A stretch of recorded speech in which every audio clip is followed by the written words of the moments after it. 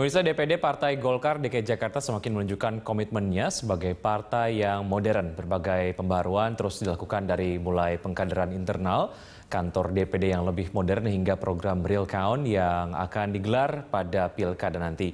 Untuk lebih jelasnya kita akan bergabung dengan reporter Ibnu Haikal dan juru kamera Ali Amran. Ya, Haikal, komitmen apa yang akan dilakukan oleh Partai Golkar untuk menjadi partai modern? Ada beragam program yang dilakukan oleh Partai Golkar, khususnya di DPD DKI Jakarta untuk menjadikan partai semakin modern, Wiki. Ada 3 program utama yang diusung. Yang pertama adalah pengkaderan dan juga seleksi kader Golkar yang semakin modern. Kedua, adanya transparansi keuangan internal Partai Golkar yang dapat diakses oleh publik. Dan yang ketiga adalah gedung baru DPD Partai Golkar DKI Jakarta yang semakin modern dengan menganut filosofi egaliter, transparansi dan juga modern manajemen. Dan untuk lebih jelas ya, akan bergabung bersama saya Ketua Dewan Pertimbangan DPD Partai Golkar DKI Jakarta, Bapak Rimbawan. Terima kasih telah bergabung bersama kami, Pak. Terima kasih, Mas Haikal. Baik, Selamat Pak. datang di kantor Golkar. Terima kasih telah menyambut kami, Pak. Nah, Ya. Pak, saya mau Bapak ceritakan nih pertama, Pak. Sebenarnya semangat modern ini terjemahannya seperti apa dan kenapa harus modern, Pak?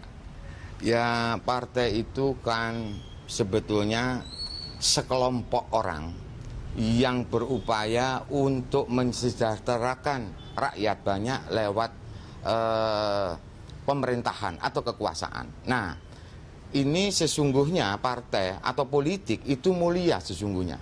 Namun yang kita rasakan saat ini orang rasanya begitu ya kepada partai, selalu begitu. Nah, saya dengan Ketua Golkar DKI Mas Fayakun mencoba merumuskan bagaimana sesungguhnya partai yang diidamkan oleh rakyat. Yang pertama itu tentu keterbukaan.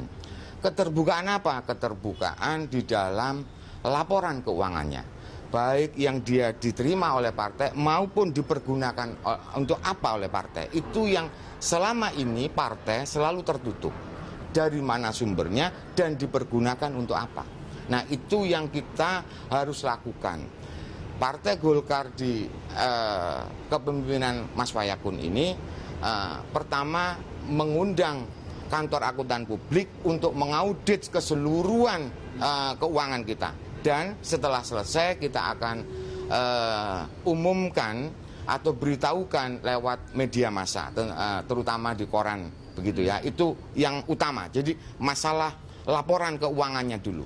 Yang kedua, partai ini selalu menjadi tadi.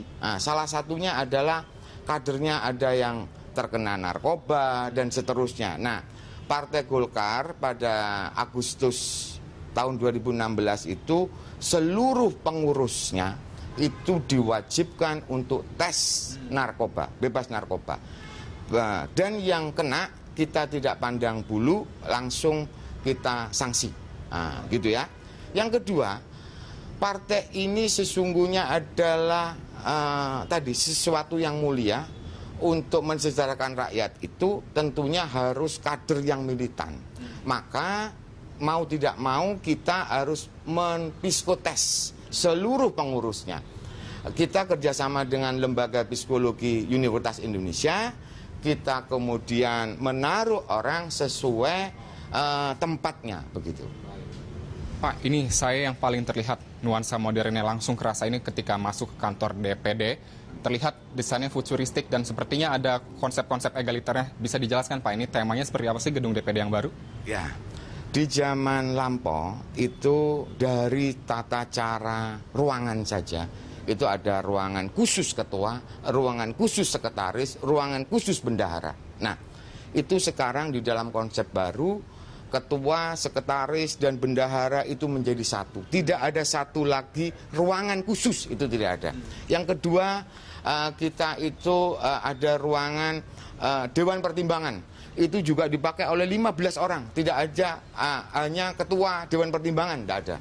Kemudian kita bagi secara besar, Partai Golkar DKI ini satu bidang kepartean.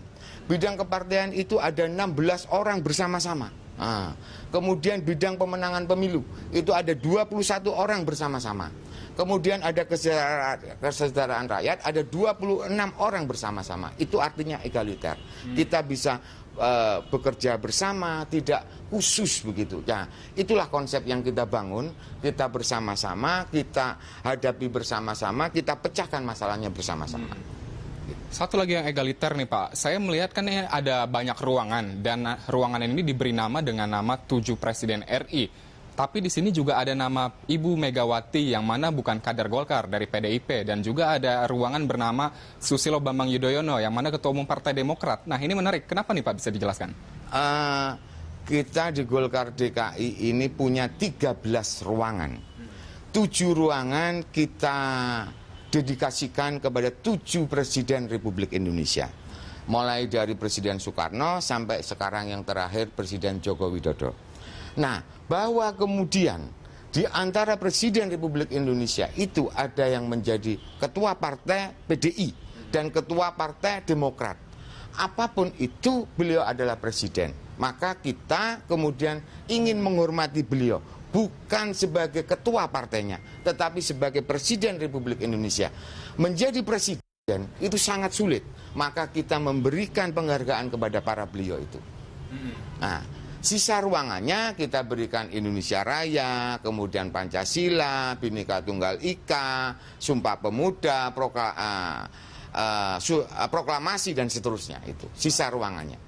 Baik, Pak, terakhir modernisasi yang menarik juga, akses keuangan internal bisa diakses oleh publik dan sekarang diauditnya oleh akuntan publik. Bisa diceritakan, Pak?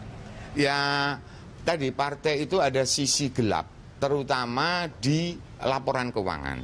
Nah, kita ingin itu dibuka di publik, tetapi ini belum karena dalam proses diaudit oleh angkutan publik.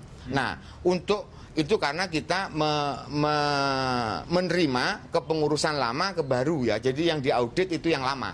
Nah, tetapi nanti yang baru ini kita sudah tata sesuai dengan prinsip akuntansi, sesuai dengan audit yang benar begitu.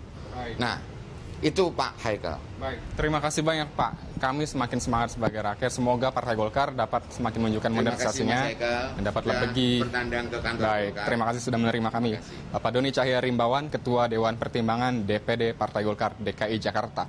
Jadi demikian Wiki, jadi Partai Golkar memang semakin mengusung tema modernitas dan juga keterbukaan agar nantinya tujuan utamanya pemberdayaan masyarakat Jakarta dan juga kader internal Golkar semakin bermanfaat untuk DKI Jakarta dan juga Indonesia pada umumnya. Kembalikan Wiki. Baik, terima kasih Ibnu Haikal atas laporan Anda.